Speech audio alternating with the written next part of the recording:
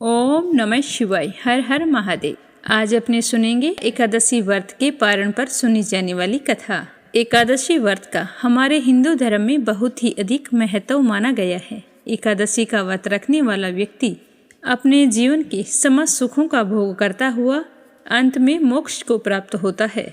एकादशी का व्रत पूरे नियम अनुसार रखा जाता है और द्वादशी के दिन स्नान आदि से निवृत्त होकर भगवान श्री हरि विष्णु, लक्ष्मी माता और तुलसी माता की पूजा अर्चना करने के बाद में पारण की कथा सुनकर ही व्रत का पारण किया जाता है।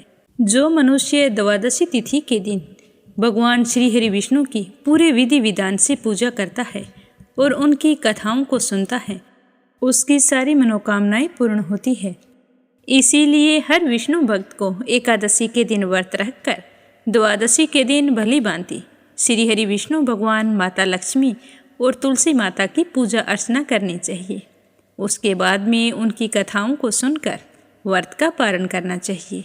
व्रत का पारण करने से पहले राजा अम्बरीश की कथा कही और सुनी जाती है। तो आइए आप सभी के मंगल जीवन की कामना करते हुए इस पावन अवसर पर सुनते हैं भगवान श्री हरि विष्णु के परम भक्त राजा अम्बरीश की कथा। कथा शुरू करने से पहले कमेंट बॉक्स में विष्णु भगवान की जय हो, लक्ष्मी माता की जय हो और तुलसी माता की जय हो जरूर लिखें और फिर प्रसन्न होकर एकाग्र चित्त मन से इस कथा को सुने। बोलो लक्ष्मीपति नारायण के अनंत स्वरूपों की जय हो। बोलो गणेश जी महाराज की जय हो। राजा अम्बरीश भगवान श्री हरि के परम भक्त थे। उनके पास खूब धन दौलत था। सातों द्वीप, अचल संपत्ति और अतुल ऐश्वर्य के शासक होने के बाद भी इन सब चीजों को वो सपने के समान समझते थे। राजा अम्बरीश का मानना था कि जिस धन वैभव के लोभ में पड़कर मनुष्य घोर नरक में जाता है, वह केवल 4 दिन की चांदनी होती है। राजा अम्बरीश का भगवान श्री कृष्ण में और उनके प्रेमी साधुओं में परम प्रेम था। उन्होंने अपने मन को श्री कृष्ण के चरणों में और वाणी को भगवान के गुणों का गान करने में, हाथों को श्री हरि के मंदिर में मार्जन में और अपने कानों को भगवान की मंगलमयी कथा के सुनने में लगा रखा था। उन्होंने अपने नेत्रों को श्री हरि के विग्रह व मंदिरों के दर्शन में, नासिका को उनके चरण कमलों पर चढ़ी श्रीमती तुलसी की दिव्य गंध में और जीवा को भगवान के प्रति अर्पित निवेद प्रसाद में संलग्न कर दिया था। राजा अम्बरीश के पैर भगवान के क्षेत्र आदि की पैदल यात्रा करने में लगे रहते थे और वे सिर से भगवान श्री कृष्ण के चरण कमलों की वंदना किया करते थे। इस प्रकार उन्होंने अपने सारे कर्म यज्ञ पुरुष इंद्रियातीत भगवान के प्रति उन्हें सर्वात्मा एवं सर्वरूप समझकर समर्पित कर दिए थे और भगवत ब्राह्मणों की आज्ञा के अनुसार ही वे इस पृथ्वी पर शासन करते थे। तो इस तरह राजा अम्बरीश की अनन्य प्रेममयी भक्ति से प्रसन्न होकर भगवान ने उनकी रक्षा के लिए सुदर्शन चक्र को नियुक्त किया था, जो हमेशा राजा अम्बरीश की रक्षा के लिए तैयार रहता था। एक समय की बात है, राजा अम्बरीश अपनी पत्नी के साथ भगवान श्री कृष्ण की आराधना करने के लिए 1 वर्ष तक द्वादशी प्रधान एकादशी व्रत करने का नियम लिया था। व्रत की समाप्ति होने पर कार्तिक महीने में उन्होंने 3 रात का उपवास किया और एक दिन यमुना जी में स्नान करके भगवान श्री कृष्ण की पूजा करके पहले ब्राह्मणों को भोजन करवाया, फिर सुसज्जित गौएं उन ब्राह्मणों के घर भेज दी।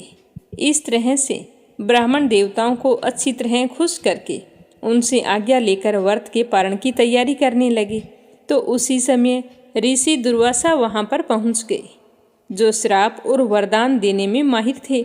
ऋषि दुर्वासा को देखते ही अम्बरीश उठकर खड़े हो गए, आसन देकर उन्हें बैठाया और विविध सामग्रियों से उनके चरणों में प्रणाम करके भोजन के लिए प्रार्थना की। दुर्वासा जी ने राजा अम्बरीश की प्रार्थना स्वीकार कर ली और कहने लगे कि भोजन तो मैं करूँगा, पर पहले स्नान करके आऊँगा। तो वह नदी तट पर चले गए। वहाँ पर ब्रह्मा जी का ध्यान करते हुए यमुना के पवित्र जल में स्नान करते रहे और उधर राजा अम्बरीश के पारण का समय बीतता जा रहा था। द्वादशी केवल 1 घड़ी भर की शेष रह गई थी। तो राजा अम्बरीश तो धर्म संकट में पड़ गए। तो ब्राह्मणों से परामर्श करने लगे, कहने लगे कि ब्राह्मण देवताओं, ब्राह्मण को बिना भोजन करवाए स्वयं खा लेना और द्वादशी रहते पारण ना करना, दोनों में ही दोष है। इसीलिए आप मुझे ऐसा कोई उपाय बताओ जैसा करने में मेरी भलाई हो और मुझे पाप ना लगे। मुझे क्या करना चाहिए? तो सारे ब्राह्मण विचार करके कहने लगे कि श्रुतियों में ऐसा कहा गया है कि जल पी लेना भोजन करना भी है और नहीं करना भी है। इसीलिए इस समय तुम जल से पारण कर लो। तो ऐसा निश्चय करके मन ही मन भगवान का चिंतन करते हुए राजा अम्बरीश ने जल पी लिया और फिर दुर्वासा जी के आने का इंतजार करने लगे। दुर्वासा जी आवश्यक कर्मों से निवृत्त होकर यमुना तट से लौट आए। जब राजा ने आगे बढ़कर उनका अभिनंदन किया तब उन्होंने अनुमान से ही समझ लिया कि राजा अम्बरीश ने पारण कर लिया है, तो उन्हें गुस्सा आ गया। उस समय दुर्वासा जी बहुत भूखे थे, तो वो क्रोध से थर थर कांपने लगे और उन्होंने हाथ जोड़कर खड़े राजा अम्बरीश से कहा, अरे इसे देखो तो सही, यह कितना क्रूर है, धन के मद में मतवाला हो रहा है। भगवान की भक्ति तो इसे छू नहीं सकती। यह अपने आप को समर्थ मानता है, इससे बड़ा तो कोई है ही नहीं। इसने तो आज धर्म का उल्लंघन करके बड़ा अन्याय किया है। मैं यहाँ पर इनका अतिथि बनकर आया था, पर यह मुझे खिलाए बिना ही स्वयं भोजन कर लिया है। ये मेरे क्रोध से नहीं बच सकता। यह कहकर राजा अम्बरीश से कहने लगे कि जो गलती तुमने की है उसकी सजा तो तुम्हें भुगतनी पड़ेगी। मुझे भोजन करवाए बिना तुमने व्रत का पालन कैसे किया? इस तरह बोलते बोलते दुर्वासा ऋषि क्रोध से जल उठे। उन्होंने अपनी एक जटा उखाड़ी और जमीन पर डाल दी। उससे एक राक्षसी उत्पन्न हुई। तो ऋषि दुर्वासा ने उससे कहा कि राजा अम्बरीश को मार डालो। तो वह आग के समान जलती हुई हाथ में तलवार लेकर राजा अम्बरीश पर टूट पड़ी। परम पुरुष परमात्मा ने अपने सेवक की रक्षा के लिए पहले ही सुदर्शन चक्र को नियुक्त कर रखा था। तो जैसे आग क्रोध से गुर्राते हुए सांप को भस्म कर देती है, वैसे ही सुदर्शन चक्र ने दुर्वासा जी की कृत्या को जलाकर ढेर कर दिया। जब दुर्वासा जी ने देखा कि मेरी बनाई हुई कृत्या तो जल रही है और सुदर्शन चक्र मेरी ओर आ रहा है, तो वे भयभीत हो गए और अपने प्राणों को बचाने के लिए वहां से भाग निकले। अब आगे आगे ऋषि दुर्वासा और पीछे पीछे सुदर्शन चक्र।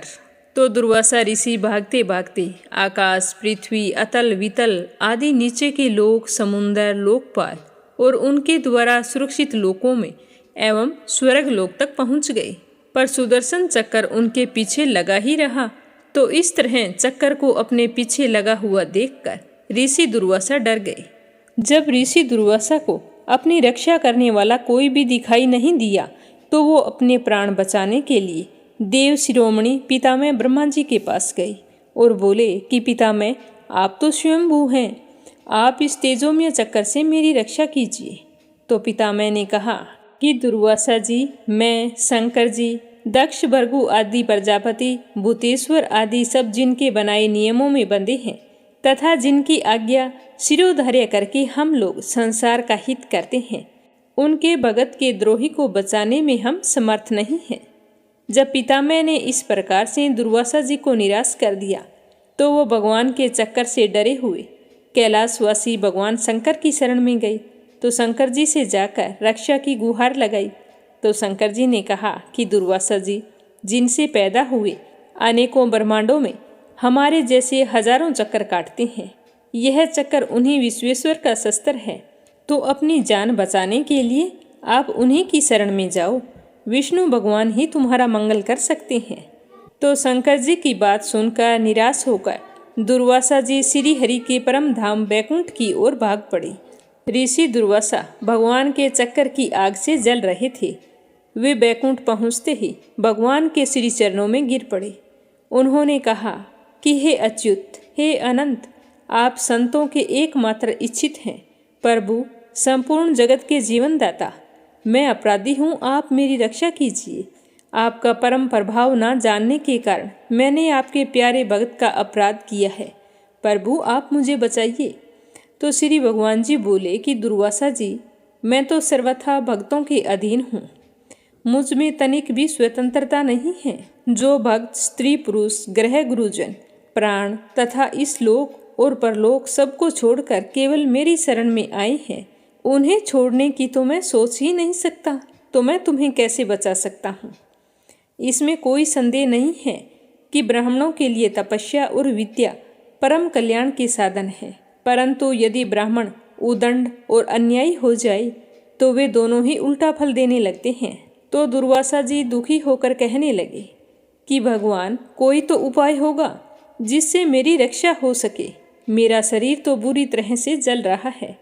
तो विष्णु भगवान कहने लगे कि दुर्वासा जी सुनिए, मैं आपको एक उपाय बताता हूँ जिसका अनिष्ट करने से आपको इस विपत्ति में आना पड़ा। आप उसी के पास जाइए और उनसे क्षमा मांगिए, तभी आपको शांति मिल सकती है। तो इतना सुनते ही ऋषि दुर्वासा उल्टे पांव दौड़ पड़े और भागते भागते राजा अम्बरीश के पास आई और अत्यंत दुखी होकर राजा अम्बरीश की पैर पकड़ने चाहे। तो दुर्वासा जी की यह चेष्टा देखकर राजा अम्बरीश लज्जित होकर कहने लगे कि आप यह क्या कर रहे हैं? आप तो मेरे गुरु हैं और मेरे पैर पकड़कर मुझे क्यों शर्मिंदा कर रहे हैं? तो दुर्वासा ऋषि ने चक्कर की ओर इशारा करते हुए कहा कि मुझे इससे बचाइए, मेरी रक्षा कीजिए। तो राजा अम्बरीश भगवान के चक्कर की स्तुति करने लगे। राजा अम्बरीश ने कहा कि प्रभु सुदर्शन, आप अग्नि स्वरूप हैं, भगवान के प्यारे 1000 दांतों वाले चक्कर देव, मैं आपको नमस्कार करता हूँ। समस्त अस्त्र शस्त्रों को नष्ट कर देने वाले एवं पृथ्वी के रक्षक, आप इस ब्राह्मण की रक्षा कीजिए। आप कृपया करके हमारे कुल के भाग्य उदय के लिए दुर्वासा जी का कल्याण कीजिए। हमारे ऊपर यह आपका महान अनुग्रह होगा। यदि मैंने कुछ दान किया हो, यज्ञ किया हो अथवा अपने धर्म का पालन किया हो और हमारे वंश के लोग ब्राह्मणों को ही अपना आराध्य देव समझते रहे हों, तो दुर्वासा जी के शरीर की जलन इसी समय मिट जाए। भगवान समस्त गुणों के एकमात्र आश्रय स्थल हैं। यदि मैंने समस्त प्राणियों की आत्मा के रूप में उन्हें देखा हो और वे मुझ पर प्रसन्न हों, तो दुर्वासा जी के हृदय की सारी जलन मिट जाए। जब राजा अम्बरीश ने सुदर्शन चक्कर की इस प्रकार स्तुति की तो उनकी प्रार्थना से वह चक्कर शांत हो गया और दुर्वासा जी चक्कर की आग से मुक्त हो गए। उनका चित्त स्वस्थ हो गया और वे राजा अम्बरीश को अनेकों उत्तम आशीर्वाद देते हुए उनकी प्रशंसा करने लगे। दुर्वासा जी ने कहा कि धन्य है, आज मैंने भगवान के प्रेमी भक्तों का महत्व देखा।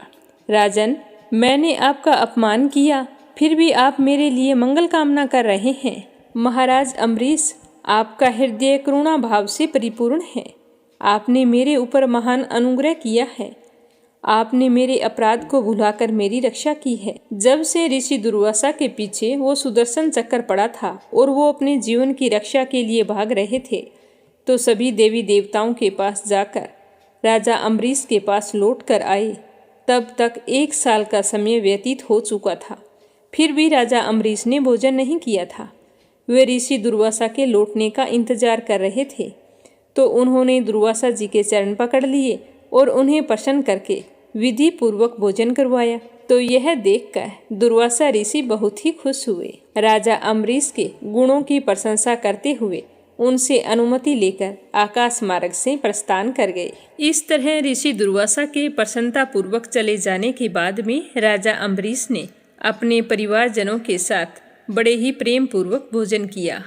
कुछ साल बीतने के बाद में राजा अम्बरीश अपने ही समान भक्त पुत्रों पर राज्य का भार छोड़कर स्वयं वन में चले गए। वहाँ वे बड़ी ही धीरता के साथ आत्म स्वरूप भगवान में अपना मन लगाकर गुणों के प्रवाह रूपी संसार से मुक्त हो गए। भगवान श्री हरि विष्णु के परम भक्त राजा अम्बरीश की इस कथा को द्वादशी के दिन सुनने पर भगवान श्री हरि विष्णु बहुत ही प्रसन्न होते हैं और अपने भक्तों पर हमेशा अपना आशीर्वाद बनाए रखते हैं। बोलो विष्णु भगवान की जय हो। अब सुनते हैं श्री हरि विष्णु भगवान के परम भक्त अक्रूर जी की स्तुति कि किस तरह उन्होंने भगवान की स्तुति करके उन्हें प्रसन्न किया। तो आप सभी भक्तजन इसे श्रद्धा भाव से पूरा सुने और कथा शुरू करने से पहले कमेंट बॉक्स में विष्णु भगवान के अनंत स्वरूपों की जय हो जरूर लिखें। और अगर आपने मीरा भक्ति स्टोरी चैनल को सब्सक्राइब नहीं किया है तो आज और अभी सब्सक्राइब जरूर करें। इस कथा को ज़्यादा से ज़्यादा शेयर करें। ताकि हम सब पर श्री हरि विष्णु भगवान की कृपा हमेशा बनी रहे।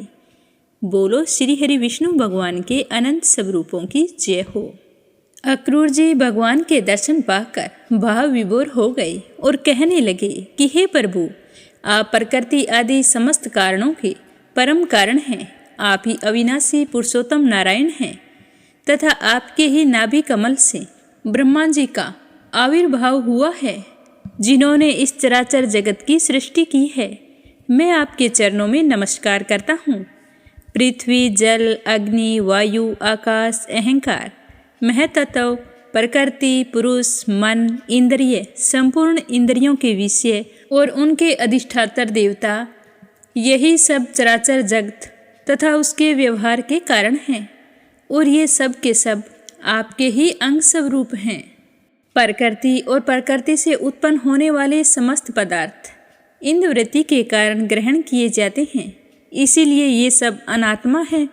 अनात्मा होने के कारण जड़ हैं और इसीलिए आपका स्वरूप नहीं जान सकते, क्योंकि आप तो स्वयं आत्मा हैं। ब्रह्मा जी अवश्य ही आपके स्वरूप हैं, परंतु वे प्रकृति के गुण रज से युक्त हैं, इसलिए वे भी आपकी प्रकृति का और उसके गुणों से परे का स्वरूप नहीं जानते हैं। साधु योगी स्वयं अपने अंतःकरण में स्थित अंतर्यामी के रूप में, समस्त भूभौतिक पदार्थों में व्याप्त परमात्मा के रूप में और सूर्य, चंद्र, अग्नि आदि देवमंडल में स्थित इष्ट देवता के रूप में तथा उनके साक्षी महापुरुष एवं नियंता ईश्वर के रूप में साक्षात आपकी ही उपासना करते हैं। बहुत से कर्मकांडी ब्राह्मण कर्म मार्ग का उपदेश करने वाली त्रिविद्या के द्वारा जो आपके इंद्र, अग्नि आदि अनेक देववाचक नाम तथा वज्रहस्त, सप्तार्ची आदि अनेक रूप बतलाती है, बड़े बड़े यज्ञ करते हैं और उनसे आपकी ही उपासना करते हैं। बहुत से ज्ञानी अपने समस्त कर्मों का संन्यास कर देते हैं और शांत भाव में स्थित हो जाते हैं। वे इस प्रकार ज्ञान यज्ञ के द्वारा ज्ञान स्वरूप आपकी ही आराधना करते हैं। और भी बहुत से संस्कार संपन्न अथवा शुद्ध चित्त वैष्णव जन आपकी बतलाई हुई 5 रात्र आदि विविधियों से तन्मय होकर आपके चतुर्विग्रह आदि अनेक और नारायण रूप एक स्वरूप की पूजा करते हैं। भगवान दूसरे लोग शिव जी के द्वारा बतलाए हुए मार्ग से, जिसके आचार्य भेद से अनेक अवान्तर भेद भी है, शिव स्वरूप आपकी ही पूजा करते हैं। स्वामिन, जो लोग दूसरे देवताओं की भक्ति करते हैं और उन्हें आपसे भिन्न समझते हैं, वे सब भी वास्तव में आपकी ही आराधना करते हैं, क्योंकि आप ही समस्त देवताओं के रूप में हैं और सर्वेश्वर भी हैं। प्रभु, जैसे पर्वतों से सब और बहुत सारी नदियाँ निकलती है और वर्षा के जल से भरकर घूमती घामती समुद्र में प्रवेश कर जाती है, वैसे ही सभी प्रकार के उपासना मार्ग घूम घाम कर देर सवेर आपके पास पहुँच ही जाते हैं। हे प्रभु, आपकी प्रकृति के 3 गुण हैं, सत्व, रज और तम। ब्रह्मा से लेकर स्थावर पर्यंत संपूर्ण चराचर जीव प्राकृत है। जैसे वस्त्र सूत्रों से ओतप्रोत रहते हैं, वैसे ही ये सब प्रकृति के उन गुणों से ओतप्रोत हैं, परंतु आप सर्वस्वरूप होने पर भी उनके साथ लिप्त नहीं हैं। आपकी दृष्टि निर्लिप्त है, क्योंकि आप समस्त वृत्तियों के साक्षी हैं। यह गुणों के प्रवाह से होने वाली सृष्टि अज्ञान मूलक है और वह देवता, मनुष्य, पशु पक्षी आदि समस्त योनियों में व्याप्त हैं, परंतु आप उनसे सर्वथा अलग हैं, इसीलिए मैं आपको नमस्कार करता हूँ। अग्नि आपका मुख है, पृथ्वी चरण है, सूर्य और चंद्रमा नेत्र हैं, आकाश नाभि है, दिशाएं कान हैं, स्वर्ग सिर हैं, देवेंद्र गण भुजाएं हैं, समुद्र कोख हैं और यह वायु ही आपकी प्राण शक्ति के रूप में उपासना के लिए कल्पित हुई है। वृक्ष और औषधियाँ रोम हैं, मेघ सिर के केस हैं, पर्वत आपके अस्थि समूह हैं और नख हैं।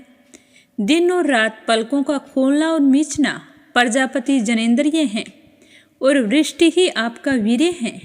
हे अविनाशी भगवान, जैसे जल में बहुत से जलचर जीव और गूलर के फलों में नन्हे नन्हे कीट रहते हैं, उसी प्रकार उपासना के लिए स्वीकृत आपके मनोमय पुरुष रूप में अनेक प्रकार के जीव जंतुओं से भरे हुए लोक और उनके लोकपाल कल्पित किए गए हैं। प्रभु, आप क्रीड़ा करने के लिए पृथ्वी पर जो जो रूप धारण करते हैं, वे सब अवतार लोगों के शोक और मोह को धो बहा देते हैं, और फिर सब लोग बड़े आनंद से आपके निर्मल यश का गान करते हैं। प्रभु, आपने वेदों, ऋषियों, औषधियों और सत्यव्रत आदि की रक्षा दीक्षा के लिए मत्स्य रूप धारण किया था और प्रलय के समुद्र में स्वच्छंद विहार किया था। मैं आपके मत्स्य रूप को नमस्कार करता हूँ।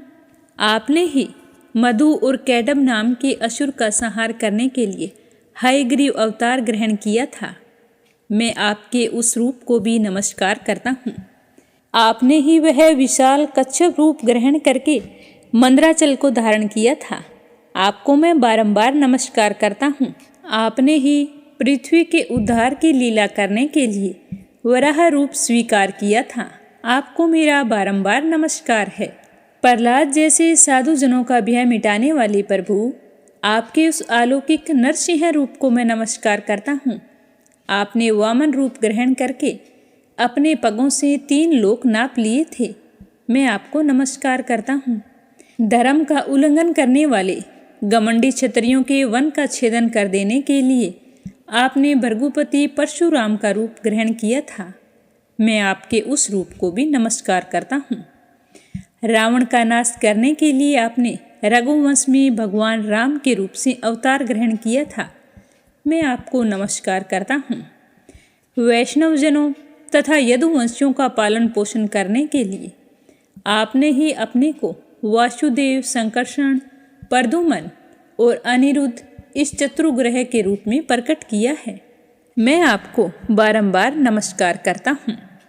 दैत्य और दानवों को मोहित करने के लिए आप शुद्ध अहिंसा मार्ग के प्रवर्तक बुद्ध का रूप ग्रहण करेंगे। मैं आपको नमस्कार करता हूँ। और पृथ्वी के क्षत्रिय जब मलेच्छ प्राय हो जाएंगे, तब उनका नाश करने के लिए आप ही कल्कि के रूप में अवतीर्ण होंगे। मैं आपको उस रूप को भी नमस्कार करता हूँ। हे भगवान, ये सब के सब जीव आपकी माया से मोहित हो रहे हैं और इस मोह के कारण ही यह मैं हूँ, यह मेरा है, इस झूठे दुराग्रह में फंसकर कर्म के मार्गों में भटक रहे हैं।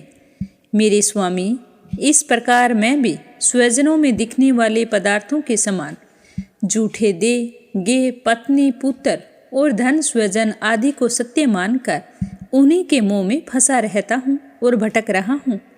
मेरी मूर्खता तो देखिए प्रभु। मैंने अनित्य वस्तुओं को नित्य, अनात्मा को आत्मा और दुख को सुख समझ लिया है। भला इस उल्टी बुद्धि की भी कोई सीमा है? इस प्रकार अज्ञानवश सांसारिक सुख दुख आदि द्वंद्वों में ही रम गया है और यह बात बिल्कुल भूल गया है कि आप ही हमारे सच्चे प्यारे हैं।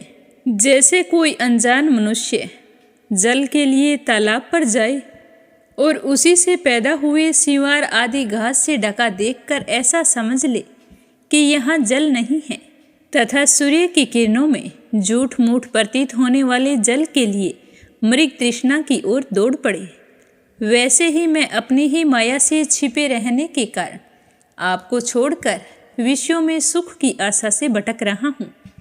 मैं अविनाशी अक्षर वस्तु के ज्ञान से रहित हूँ और इसी से मेरे मन में अनेक वस्तुओं की कामना है और उन्हीं कामनाओं की पूर्ति करने के लिए कर्म करने के संकल्प उठते ही रहते हैं।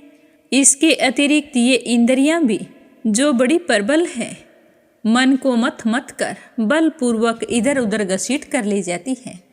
इसीलिए इस मन को मैं रोक नहीं पाता हूँ। इस प्रकार भटकता हुआ मैं आपके उन चरण कमलों की छत्र छाया में आ पहुँचा हूँ जो दुष्टों के लिए दुर्लभ है। मेरे स्वामी, इसे भी मैं आपका कृपा प्रसाद ही मानता हूँ, क्योंकि हे ईश्वर, जब जीव के संसार से मुक्त होने का समय आता है, तब सत्पुरुषों की उपासना से चित्तवृत्ति आप में लगती है। प्रभु, आप केवल विज्ञान स्वरूप हैं, विज्ञान धन हैं जितनी भी प्रतीतियाँ होती हैं, जितनी भी वृत्तियाँ हैं, उन सब के आप ही कारण और अधिष्ठान हैं। जीव के रूप में एवं जीवों के सुख दुख आदि के निमित्त काल, कर्म, स्वभाव तथा प्रकृति के रूप में आप ही हैं तथा आप ही उन सब के नियंता भी हैं। आपकी शक्तियाँ अनंत हैं। आप स्वयं ब्रह्मा हैं। मैं आपको नमस्कार करता हूँ। हे प्रभु, आप ही वासुदेव, आप ही समस्त जीवों के आश्रय हैं तथा आप ही बुद्धि और मन के अधिष्ठात्र देवता ऋषिकेश हैं। मैं आपको बार बार नमस्कार करता हूँ। हे प्रभु, आप मुझ शरणागत की रक्षा कीजिए। अब एक कहानी सुनते हैं तुलसी माता की। बोलो तुलसी माता की जय हो। एक कथा के अनुसार एक परिवार में ननंद भाभी रहा करती थी। ननंद छोटी थी और उसके माँ बाप की मृत्यु हो चुकी थी। वह अपने भैया भाभी के साथ रहती थी। उसका बचपन से नियम था कि वह तुलसी की बड़ी सेवा करती थी, पर उसकी भाभी को यह सब कुछ फूटी आंख नहीं सुहाता। जब वह तुलसी माता की पूजा करती तो हमेशा ईर्ष्या भरी नज़रों से देखती रहती और सोचती कि बहाना लेकर यहाँ बैठ जाती है, घर का कोई काम तो करती नहीं है। कभी कभी तो वो गुस्से में बोल देती कि जब तेरा विवाह हो तो तुलसी ही खाने के लिए बरातियों को दूंगी और तुलसी ही तुझे दहेज में दे दूंगी, क्योंकि तुझे तो तुलसी ही परम प्यारी है और कोई काम से तो तुझे लेना देना है नहीं। कितनी बड़ी हो गई है, घर का कोई काम नहीं करती है। तो वह बेचारी मासूमियत से सुनकर चुप हो जाती, अपनी भाभी को कुछ नहीं कहती। इसी तरह समय के साथ वो बड़ी हो गई तो उसके भैया ने उसके लिए अच्छा सा घर देखकर रिश्ता तय किया और शुभ मुहूर्त देखकर उसका विवाह भी तय कर दिया। जिस दिन उसकी शादी होनी थी तो उसका भाई जैसे ही बरातियों के लिए कुछ खाने पीने का प्रबंध करता तो उसकी पत्नी मना कर देती। उसने कहा कि अगर तुमने ऐसा कुछ किया तो मैं घर छोड़कर चली जाऊंगी। तो अपनी पत्नी का इतना रूखा व्यवहार देखकर वो बड़ा ही दुखी रहता कि बरातियों को मैं क्या खिलाऊंगा, उनका स्वागत सत्कार कैसे करूंगा। जैसे ही बारात घर के सामने आई तो उसकी पत्नी ने तुलसी के गमले को उठाया और बरातियों के सामने उसके टुकड़े टुकड़े करके रख दिए। तो तुलसी माता की कृपा से वे टुकड़े स्वादिष्ट व्यंजनों में बदल गए। फिर वह भाभी अपनी ननंद के पास आई और तुलसी माता की मंजरी लाकर उसके माथे पर, कानों पर, गले में सजा दी और कहने लगी कि तुलसी से प्यारा तुम्हें कुछ नहीं है, इसीलिए यही तुम्हारे गहने हैं, इन्हें पहनकर चली जाओ। वस्त्रों के स्थान पर तुलसी का जनेऊ उतार कर रख दिया। तो तुलसी माता की कृपा से जहाँ जहाँ उसने वो मंजरी पहनी थी वो सारे के सारे सोने के जेवरात बन गई और जहाँ पर जनेऊ रखा था वह जनेऊ रेशमी वस्त्रों में बदल गया। तो यह देखकर उसकी भाभी को बड़ी ही हैरानी हुई और उसका भाई मन ही मन बहुत ही खुश हो रहा था। अब वह तो ससुराल के लिए रवाना हुई तो उसके साथ तो खूब दान दहेज था। ससुराल पहुँचते ही बहुत बड़ाई हुई। तो यह देखकर उसकी भाभी को बड़ी ही हैरानी हुई। सोचने लगी कि तुलसी की पूजा का इतना महत्व है। तो उसकी एक लड़की थी तो वो सोचने लगी कि मैं भी इससे तुलसी की पूजा करवाऊंगी तो इसको भी खूब दान दहेज मिलेगा। तो वह अपनी लड़की से कहती कि बेटा तुम भी तुलसी की सेवा किया कर, देख तेरी बुआ किस तरह तुलसी की सेवा करती थी तो खूब सारा दान दहेज लेकर गई है। पर लड़की का मन तुलसी सेवा में कभी नहीं लगता था। धीरे धीरे समय बीतता गया। लड़की के विवाह का समय आ गया तो उस लड़की की माँ सोचने लगी कि जैसा व्यवहार मैंने इसकी बुआ के साथ किया था वैसा ही व्यवहार इसके साथ करूँगी ताकि ये भी खूब सारा दान दहेज लेकर जाए और ससुराल में खूब बड़ाई हो। अब उस लड़की की शादी तय कर दी। तो लड़की के पिताजी ने अपनी पत्नी से कहा कि मैं अपनी बहन को ले आता हूँ, पर उसकी पत्नी कहने लगी कि नहीं, उसे नहीं लाना। आपकी बहन मुझे फूटी आंख नहीं सुहाती। अगर आप उसे ले आई तो मैं घर छोड़कर चली जाऊंगी। तो वह बेचारा मायूस होकर रह गया। अब जिस दिन बारात आनी थी तो लड़की का पिताजी बारात के स्वागत सत्कार के लिए तैयारियां करने लगा। तो उसकी पत्नी कहने लगी कि ये सब कुछ रहने दो, मैं अपने आप संभाल लूँगी, आपको चिंता करने की कोई ज़रूरत नहीं है। जैसे ही बारात आई तो उस लड़की की माँ ने तुलसी का गमला फोड़कर बारातियों के सामने रख दिया और तुलसी की मंजरी अपनी बेटी के गले में, कानों में, करधनी में, पैरों में सब जगह रख दी। पर इस बार तुलसी माता का प्रकोप हुआ। गमले की मिट्टी वैसी की वैसी ही रही। तो सारे बाराती नाराज हो गए। सारे के सारे कहने लगे कि हमें इस तरह बदनाम करने के लिए यहाँ बुलाया था, और जो मंजरी अपनी बेटी के कानों में पैरों में डाली थी, तो पैरों में डालने के कारण तुलसी माता का अपमान हुआ, तो सारी की सारी मंजरी मुरझा कर लटक गई। इस तरह का व्यवहार देखकर बाराती, दूल्हा और दूल्हे के पिताजी सारे नाराज हो गए और उन्हें अपशब्द कहने लगे। दूल्हे के पिताजी ने पहले तो कहा कि बारात खाली वापस जाएगी, पर बाद में सोचा कि गांव में बदनामी होगी, तो अपने बेटे की शादी कराई और लड़की को विदा करा के चल पड़े। तो यह सब कुछ देखकर उसके पति को बहुत ही दुख हुआ। उसे अपनी बहन की बहुत ही याद आ रही थी, तो उसने अपनी पत्नी से कहा कि अगर तुम कहो तो मैं अपनी बहन से मिल आऊं। तो वो कहने लगी कि हाँ जरूर मिल आओ, पर यहाँ पर लेकर आने की कोई ज़रूरत नहीं है। तो उसका पति कहने लगा कि मेरी बहन के लिए कुछ रख दो, खाली हाथ कैसे जाऊं। तो उसकी पत्नी ने थैले में ज्वार भर कर कहा कि ये ले जाओ, और हमारे यहाँ कुछ भी नहीं है जो तुम्हारी बहन को दे सके, वो तो वैसे ही धनवान है। तो बेचारा ज्वार से भरी थैली लेकर दुखी मन से चल दिया और मन ही मन सोचने लगा कि कोई भाई भी कभी अपनी बहन के घर ज्वार लेकर जाता है। इस तरह सोचता हुआ वह एक गौशाला के आगे से गुजरने लगा, तो उसने उस थैले को गाय के सामने ले जाकर उल्ट दिया। तो गोपालक ने यह देखकर कहा कि भाई तुम सोना मोती गाय के आगे क्यों डाल रहे हो। तो वह कहने लगा कि भाई काय के सोना मोती ज्वार है, तुम्हें क्या बताऊं। मेरी पत्नी को मेरी बहन फूटी आंख नहीं सुहाती। जब से शादी करके गई है तब से मायके का मुंह नहीं दिखाया, और आज जब मैं उससे मिलने के लिए जा रहा था तो सौगात मांगी थी, तो उसने ज्वार से भरकर थैली दे दी। अब कोई भाई कभी अपनी बहन के यहाँ ज्वार लेकर जाता है क्या। ऐसा कहते कहते उसकी आंखों में आंसू आ गए। तो गोपालक कहने लगा कि भाई देख, ये तो हीरे मोती हैं। तो यह देखकर वह बहुत ही खुश हुआ और जल्दी जल्दी हीरे मोती लेकर थैली में डाले और प्रसन्न मन से अपनी बहन के घर गया। बहन अपने भाई को देखकर बहुत ही खुश हुई और अपने भाई की खूब आव भगत की। फिर भाई ने जैसे ही वह हीरे मोतियों से भरी हुई थैली अपनी बहन को दी, तो बहन ने कहा कि भैया ये सब कुछ क्यों लेकर आए हो। तो वह अपनी बहन को सारी बात बताते हुए कहने लगा कि बहन, ये तुम्हारे भाग्य में लिखा है। तुम्हारी भाभी ने तो तुम्हारे लिए ज्वार भेजी थी, और देखो तुलसी माता ने तुम्हारे लिए उस ज्वार को हीरे मोतियों में बदल दिया है। मैं बहुत ही खुश हूँ कि मेरी बहन आज बहुत ही सुखी है। हे तुलसी माता, जैसे आपने उस बहन को दिया वैसे सबको देना, जो भी आपकी सच्चे मन से सेवा करे, पूजा करे और व्रत रखे। अब आपने सुनते हैं लपसी और तपसी की कहानी। बोलो लपसी तपसी की जय हो। बहुत पुराने समय की बात है। एक गांव में एक ब्राह्मण परिवार रहा करता था। उसमें पति पत्नी के अलावा उनके 2 बच्चे थे।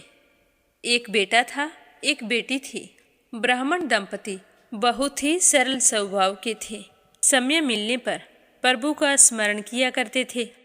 उनकी बेटी बहुत ही संस्कारी और सुशील थी, लेकिन उनका बेटा आवारा किस्म का था। वह कोई काम धाम नहीं करता और ना ही कभी अपने माँ बाप का कहना मानता था। समय के साथ दोनों बहन भाई बड़े हो गए। बहन की शादी कर दी गई, पर भाई का वही हाल था। उसके माँ बाप ने उसे समझाया कि बेटा, अब हम वृद्ध हो चले हैं, तुम कोई काम किया करो, लेकिन उस पर उनकी बातों का कोई असर नहीं होता था। तो एक दिन ब्राह्मणी अपने पति से कहने लगी कि स्वामी, आप बिल्कुल काम छोड़ दीजिए। जब घर में कुछ भी नहीं होगा तो यह अपनी जिम्मेदारी समझेगा और काम पर लग जाएगा। तो ब्राह्मण ने दूसरे दिन से काम पर जाना छोड़ दिया। तो यह देखकर उनके बेटे ने कोई काम नहीं किया और चोरी करने चला गया। आते जाते राहगीरों को लूट लेता और उसी से अपने घर का गुजारा किया करता था। तो उसकी लूटने और चोरी करने की आदत से सारे गांव वाले उसे लपसी कहने लगे। तो लपसी की इस हरकत से उसके माँ बाप बहुत ही दुखी रहते थे, पर वह किसी की सुनने के लिए तैयार नहीं था। इसी तरह समय बीतता गया। एक दिन की बात है कि लपसी एक पीपल के पेड़ पर बैठा था। तभी शिव पार्वती जा रहे थे। पार्वती माता गहनों से लदी हुई थी। तो लपसी उन्हें देखकर सोचने लगा कि सूरत के कितने गहने हैं, आज ये सारे के सारे लूट लूँगा। तो मुझे कई महीनों तक चोरी नहीं करनी पड़ेगी। तो वह लूटने के इरादे से पीपल की ओट में होकर बैठ गया। जैसे ही शिव पार्वती वहां से जाने लगे तो लप्सी एकदम से शिव पार्वती के सामने आकर कहने लगा कि जल्दी से जितने सारे गहने पहन रखे हैं उतार दो। तो पार्वती माता कहने लगी कि तुम चोरी क्यों करती हो, तुम्हें पता है चोरी करना पाप है। तो लप्सी कहने लगा कि क्या करूं, घर पर मेरे माँ बाप हैं, मेरी एक भांजी है, उनके लिए दोनों समय भोजन की व्यवस्था कहाँ से करूं, मुझे कोई काम तो आता नहीं है। तो लप्सी की बात सुनकर पार्वती माता कहने लगी कि तुम जो चोरी करके पाप करते हो, इस पाप का भागी कौन बनेगा। तो लप्सी कहने लगा कि मेरे घर वाले सारे बनेंगे। तो पार्वती माता कहने लगी कि कोई नहीं बनेगा, पाप के भागी केवल तुम बनोगे। तो लप्सी कहने लगा कि मैं लूट खोस कर उन्हीं के लिए लेकर जाता हूँ, तो पाप के भागी तो उन्हें बनना ही पड़ेगा। तो लप्सी की बात सुनकर पार्वती माता ने हंसकर कहा कि हम यहीं पर बैठे हैं और तुम अपने घर जाओ, अपने घर वालों से पूछो कि कोई तुम्हारे पाप का भागी बनेगा क्या। तो यह सुनकर लप्सी भागा भागा अपने घर आया और अपनी माँ के पास गया और कहने लगा कि माँ, मैं चोरी करके लाता हूँ, राह चलते राहगीरों को लूटता हूँ, तुम्हारे लिए ही तो करता हूँ। तो तुम मुझे एक बात बताओ, चोरी करने से जो पाप लगता है तो आप मेरे पाप के भागी बनोगे। तो लप्सी की बात सुनकर उसकी माँ कहने लगी कि बेटा, मैंने तो तुमसे नहीं कहा कि तुम चोरी करके लाओ, तुम कमा कर लाओ, हमें तो 2 वक्त की रोटी चाहिए, मैं तो तुम्हारी पाप की भागी नहीं बनूंगी। तो माँ के मुंह से इस तरह की बात सुनकर लप्सी तो हैरान हो गया। फिर वह अपने पिताजी के पास गया और जाकर कहने लगा कि पिताजी, मैं जो कुछ भी लूट खोस के लाता हूँ वो आपके लिए ही तो लाता हूँ। देखो मैंने लूट कर कितना धन इकट्ठा कर लिया है, कितने ऐशो आराम है तुम्हारे। अगर मैं चोरी नहीं करता तो क्या ये सब हमें मिलता। पिताजी, मैं तुमसे एक बात पूछता हूँ कि चोरी करने से पाप लगता है, तो उस पाप में आप मेरे भागीदार बनोगे क्या। तो लप्सी की बात सुनकर उसके पिताजी कहने लगे कि बेटा, मैंने नहीं कहा कि तुम चोरी करके लाओ, तुम कमा कर लाओ, मैं तुम्हारे पाप का भागी नहीं बनूंगा। तो माँ बाप के मुंह से इस तरह की बात सुनकर वह बहुत ही उदास हुआ और सोचने लगा कि मैं कितने महीनों से चोरी कर रहा हूँ, ना जाने मुझ पर कितना पाप चढ़ गया है, और ये तो बोल रहे हैं कि पाप के भागी हम नहीं बनेंगे, तो अब क्या होगा। तो वह बड़े ही दुखी मन से शिव पार्वती से मिलने के लिए चल पड़ा। जैसे ही घर से बाहर निकलने लगा तो उसकी छोटी सी भांजी दरवाजे पर खेल रही थी। उसे पता नहीं था कि पाप पुण्य क्या होता है, तो वो कहने लगी कि मामा, पाप की भागी मैं बनूंगी। तो उसके इस तरह कहते ही लप्सी ने उसे गोद में उठाया और चल पड़ा।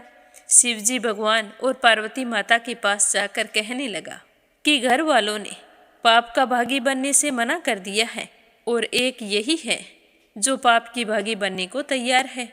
फिर लप्सी बड़े ही दीन स्वर में कहने लगा कि हे भगवान, मैं समझ गया हूँ कि चोरी करना पाप है। आज तक जो मैंने काम किया वो बहुत ही गलत था, लेकिन अब मैं इसका प्रायश्चित करना चाहता हूँ। अब तुम ही बताओ, मुझे मेरे पापों से मुक्ति कैसे मिलेगी। तो उसकी बात सुनकर शिव पार्वती बहुत ही खुश हुए और लप्सी को कच्चे सूत का एक छोटा सा गोला देते हुए कहा कि लप्सी, ये सूत लो और इस पीपल के चारों ओर परिक्रमा लगाओ। जब यह सूत समाप्त हो जाएगा तब तुम्हारे सारे पाप नष्ट हो जाएंगे। तो यह सुनकर लप्सी बहुत ही खुश हुआ। सोचने लगा कि छोटा सा गोला है, अभी लपेट कर घर चला जाऊंगा, उसके बाद में कभी कोई पाप नहीं करूंगा। फिर उसने अपनी बांजी को कंधे पर बैठाया और पीपल की परिक्रमा लगानी शुरू कर दी। अब भगवान का वह सूत खत्म कहाँ होने वाला था। लप्सी चक्कर लगाता गया पर वह सूत खत्म नहीं हुआ। चक्कर लगाते लगाते 1 महीने, 6 महीने, साल, पूरे 12 साल बीत गए पर वह सूत खत्म नहीं हुआ। 12 साल बाद एक बार फिर शिव पार्वती जी वहाँ से गुजर रहे थे तो पार्वती माता ने कहा कि स्वामी, चलो लप्सी को चलकर देखते हैं। तो शिवजी कहने लगे वो चोरी करने वाला, लूटने वाला कब का चला गया होगा। तो पार्वती माता कहने लगी कि नहीं स्वामी, चलकर देखने में क्या जाता है, चलो एक बार देखते हैं।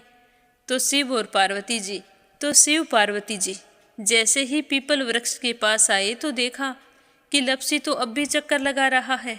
वहाँ चारों ओर गहरी खाई हो गई है और लपसी की बड़ी बड़ी दाढ़ी, मूंछें, नाखून बढ़ गए हैं। तो यह देखकर पार्वती माता ने कहा कि देखो स्वामी, आप तो कह रहे थे कि वो कब का ही चला गया, देखो इसके मन में सच्ची भक्ति है। तो पार्वती की बात सुनकर शिवजी ने कहा कि चलो अभी देख लेता हूँ। तो यह कहकर शिवजी ने एक सोने का कड़ा लपसी के आगे फेंक दिया। तो लपसी ने झट से उसके ऊपर पैर कर लिया।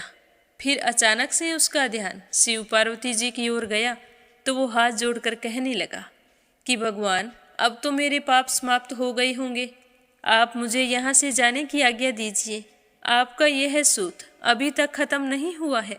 तो शिवजी भगवान ने कहा कि तुम्हारे पाप कर्म भी अभी तक पूरे नहीं हुए हैं। तो शिवजी की बात सुनकर लपसी कहने लगा कि भगवान, मुझे पूरे 12 वर्ष हो गए हैं आपकी भक्ति करते करते, और अब भी आप मुझ पर शक कर रहे हैं। तो शिवजी ने कहा कि अपना पैर उठाओ। तो जैसे ही लपसी ने अपना पैर उठाया तो उसके पैर के नीचे सोने का कड़ा था। तो यह देखकर लपसी शर्मिंदा हो गया और कहने लगा कि प्रभु, गलती हो गई, मुझे माफ़ करो, आगे से मैं ऐसी गलती कभी नहीं करूँगा। तो शिवजी कहने लगे कि नहीं लपसी, तुम्हारा पाप ऐसे पूरा नहीं हो सकता, अब तुम्हें 12 वर्ष तक और इसी तरह परिक्रमा करनी होगी, उसी के बाद तुम्हारे पाप समाप्त होंगे। यह कहकर शिव पार्वती वहाँ से चले गए और वह फिर से पीपल के पेड़ की परिक्रमा करता रहा। करते करते 12 साल बीत गए। 12 साल बाद में शिव पार्वती जी वहाँ पर आए तो उन्होंने देखा कि आज भी वो वहीं पर चक्कर लगा रहा है। तो शिवजी ने फिर उसके सामने सोने की अंगूठी फेंकी, पर उसने कोई ध्यान नहीं दिया। तो शिवजी भगवान प्रसन्न होकर कहने लगे कि हे लपसी, आज से तुम मेरी तपस्या करके तपसी बन गए हो। मैं तुम्हें वरदान देता हूँ कि तुम अपने जीवन में सारे सुखों को प्राप्त करेगा, और तूने 24 बरस तक मेरी भक्ति की है, इसका फल भी तुझे अवश्य मिलेगा। जो भी औरत गाय और कुत्ते की रोटी नहीं बनाएगी, उसका पुण्य फल तुम्हें मिलेगा। आंगन लीप कर दहलीज नहीं लीपेगी तो उसका पुण्य फल भी तुझे ही मिलेगा।